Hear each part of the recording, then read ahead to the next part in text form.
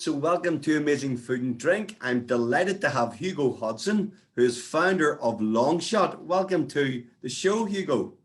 Thanks so much, Colm. I really appreciate you having me here today. It's great to have you. So Hugo, start by telling us a wee bit about yourself and Longshot, please. So Longshot is a hard seltzer. Many people don't know what hard seltzer is. A hard seltzer is simply an alcoholic, fruit-infused sparkling water. There are quite a few different brands now out there. Ours is the only one made with all natural fruit juices. And the big advantage of hard seltzer is it provides a kind of cleaner drink that's low calorie, low sugar. It's 4% ABV, gluten-free and vegan, and comes in a 250 ml can. Brilliant.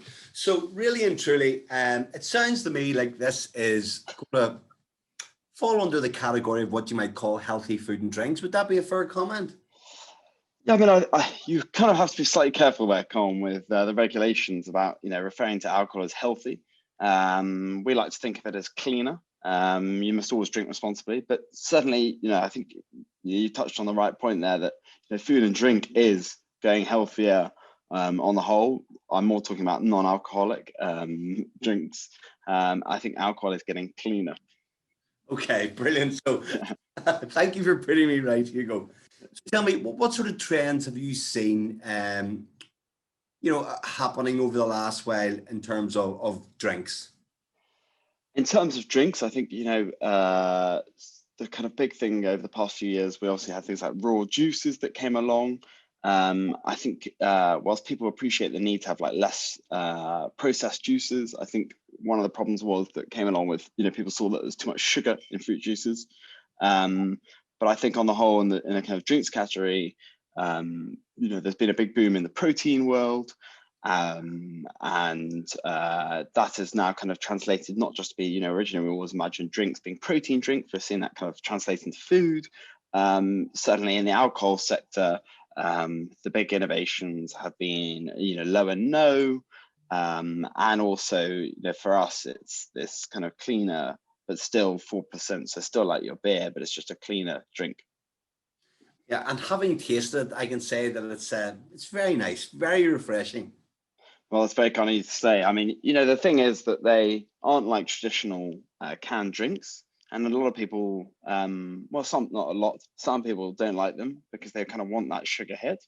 But I think if you look at kind of those flavored seltzer waters that came in the past few years, originally people said, oh, well, it hasn't got enough flavor.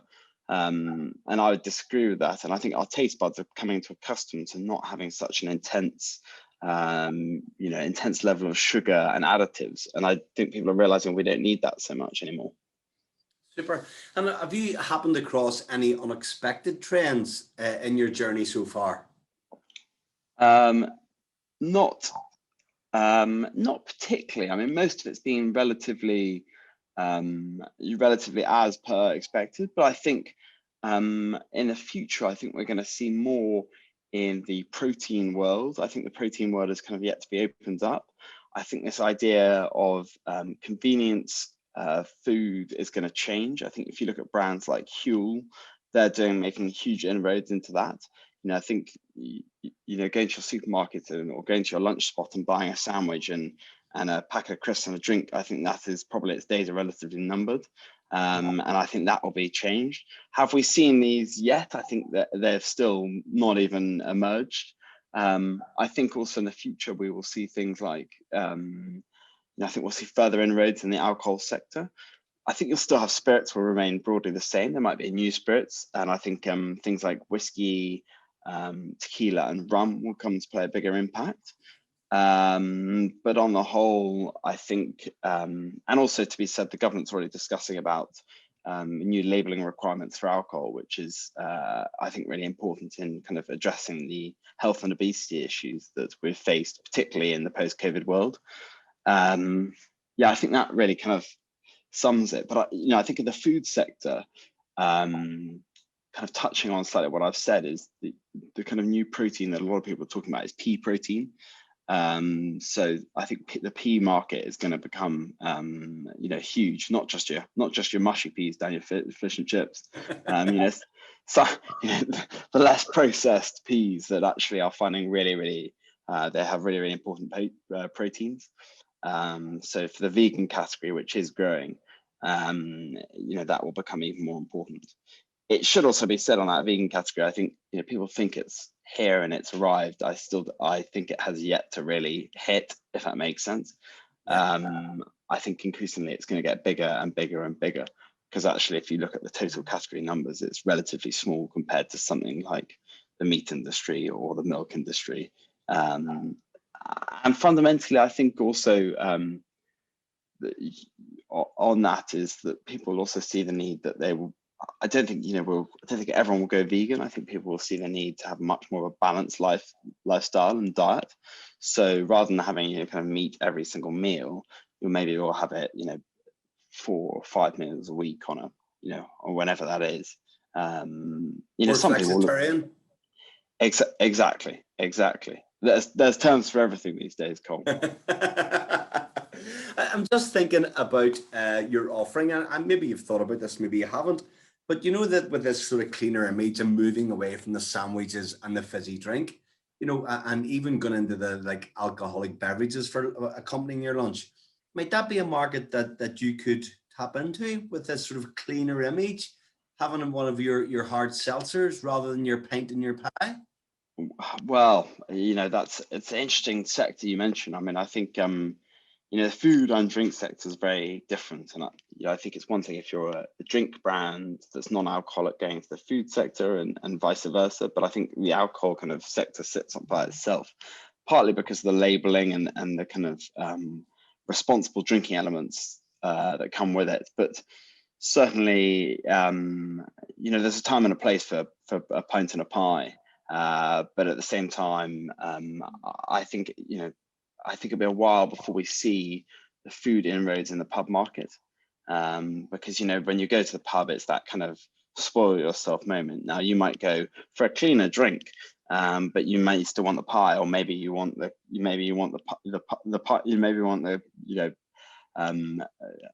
other way around. So you actually have a healthier meal and a less healthy drink. I don't know. I can sort of see long shot accompanying a super salad of some description. It's I think it slightly depends on the location and the customers that come with, and we're fairly open-minded that you don't necessarily have to say, I'm a healthy lifestyle person to have a long shot. You could just want a nice refreshing drink, and that's fine. And you may also pick it up and say, do you know what, I really like long shot because it's got low calories, and I'm counting my calories and trying to push myself onto a better diet. That's also fine too. You don't need to assign yourself as a category. I think one of the things that's happened in the past is people get we've seen it with the kind of vegan trend that veganism was brought about such a kind of force of nature, and whilst it's fantastic that it's also alienated people. And a lot of people have kind of been resistant to try it, and actually in some ways that it was actually particularly I found myself 5 years ago when I first tried it, I wasn't probably so keen on it until I tried it, and then I realized actually kind of it's just like going out for an Italian or a Chinese or something. It's another kind of area of food, and it's delicious. But yeah, I just am picturing myself sitting in maybe the River Cafe overlooking the Thames there with a nice salad and a glass of beautiful long shot. Maybe. I mean, we don't see, it might be the River Cafe, or maybe, it might be somewhere that's kind of less upmarket. It's, wherever you want to drink it, however you want to drink it. It doesn't have to be straight from the can. It could be over ice or as part of a cocktail. But yeah, certainly any way you like it. Yeah, that's something that I'd like to explore. I can see, having tasted it, that it'd be really good as an accompaniment or part of a cocktail rather than an accompaniment part of it. Have you thought about that? Have you looked into that? Yeah, I mean, it's cocktails traditionally have always been quite specialist occasions. They've been you're going out to a bar, maybe you're meeting with a friend or other half, and you have a kind of cocktail and it's brand full of alcohol in it, a couple of them, and it makes you feel better, or worse, however you want to look at it. So we have, but for us, our kind of suggested way is to drink it straight from the can or over ice. we have made some cocktails, but they're much lighter than your traditional kind of what you might get in a bar. Now you could add it to a kind of normal style cocktail, add in some juice, add in some additional alcohol, but then you're probably not going to get most of the benefits of just a straight can of long shot. Okay, so maybe take it on a picnic, sit out the back on a nice day, just enjoy it out of the tin or in a glass, as you say. Exactly, Colin. It sounds like you've been there before. Once or twice, maybe. So tell me, I know you've touched on whiskey and maybe rum and gin and tequila and stuff. Where do you see hard seltzers fitting in? Do you see them, maybe expanding along with veganism, or maybe they're not linked? What do you think? Well, really, as we sit here talking in May 2021, we've yet to kind of see hard seltzers kick in. Where, kind of, are we in recovery from the pandemic? Are we coming out of the pandemic? I don't want to speak too soon. I'm touching a word here, but me too. I think fundamentally it's more of a convenience-based drink. I could see it fitting in your local pub, but I think it probably will replace a gin and tonic. I think it could replace a pint. It slightly depends on what your mood is and what you're in the mood to drink. You might be daytime drinking and want something lighter, less heavy than a pint or a gin, or maybe you're in the evening and you don't want that gin and tonic because it's much more calorific, so you're going to go for the long shot. I think on the whole, the gin market is probably the biggest one on the inroads. I think everything's a slight fashion or reinvents itself. Mm-hmm. I'd say that we've had our gin phase, and I think it still will be present, but I think increasingly consumers are choosing different spirits, so things like tequila, things like vodka, and whiskey, and I think we will see particularly tequila and rum will be the big ones over the next few years. Yeah, I think I agree with you. I think tequila is going to be a massive player very soon. So maybe you could add a touch of tequila to some of your drinks. Well, maybe. I mean, the difficulty is the perception of things like tequila and vodka.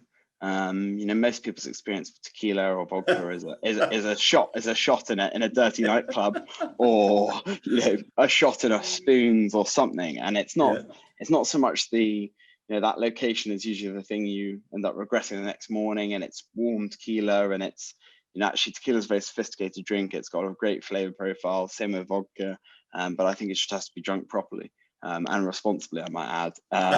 Very good. Rum's been a bit more on the scene for a while. We've had things like Southern Comfort, which is a kind of rum, and obviously that's had quite a bit of sugar in, but I think we'll see much more of the kind of spiced rums mixed with all sorts of mixes. Maybe that is a long shot. Maybe it's it's something else. Have you thought about going bigger in terms of the size of the tins? Yes. I can't reveal too much now, but that is in the pipeline. Interesting. So yeah, definitely go for a bigger tin. It's difficult. It's the smaller tin we kind of came at it as an approach of sophistication, and not something that those larger tins can be quite a mouthful. So we're trying to find the right balance. But yeah, when we get them made, Con, we'll send you over some. Good man. Tell me, have you thought of going down the supermarket route with long shot, Hugo?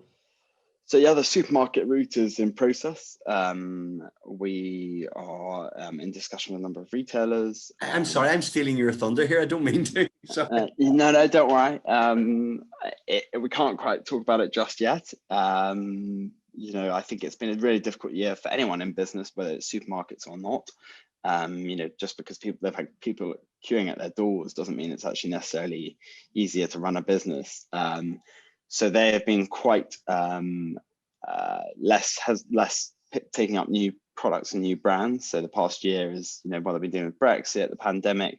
They've had a pretty important role in the pandemic, making sure that everyone's got their food. And I think we're starting to see them be really adventurous once again. And certainly we're seeing that in the inquiries coming to us. Our big thing is actually we're just signing on with a distributor, which I can talk about. So we've signed on with a company called Thomas Ridley, and they're a fantastic company. They do predominantly food service distribution. So places, everything from kind of things like student unions, all the way through to festivals, pop-ups, independent cafes, quick service restaurants, hotels. Yeah, a real range. They have a real amazing range of clients they work with, and so we're really excited to be working with them. And so yeah, hopefully Very that should impressive. be. Congratulations. Thank you. Hopefully Longshot should be coming to a place near you. Happy days. And tell me, just on the marketing front, what's your plans? How are you going to tell the world about this now? Well, there's it's funny you should say the world. There is a few plans for a long shots bit further afield. Brilliant. But really we've been trying a lot of different marketing. I think like a lot of brands, places like pop-ups and festivals will be a big part of our marketing plan for the future. We've got an active social media following, but also keep championing that, keep trying to grow it, along with social media advertising. We'd like to do some more offline ads as well, and that's something that's part of our plan. A real kind of range of stuff that we'd like to try. Brilliant. Well, I think what we've done in this brief chat is created a new category of what we're going to call now clean drinks. Clean drinks. Well, yeah. I mean, I think that's that whole sector in clean drinking or drinks, whether that's slightly alcoholic or no alcohol, is I think it's a sector that's real to go. And I think when I increasingly speak to people around, a lot of people find they go to the pub and they're pressured into having a drink or two or three, and of course by the time you've had three, it's downhill from there. And I think increasingly people are looking to go to the pub, and maybe they will only have 3 alcoholic ones and 3 non-alcoholic ones, and that's fine and should be socially acceptable. Brilliant. Okay, Hugo, look, as usual, thank you so much for chatting. Really enjoyed it, and I have no doubt we'll hear from you again soon. Thank you so much, Colm. I really appreciate it. You take care. And you. See you soon. All the best.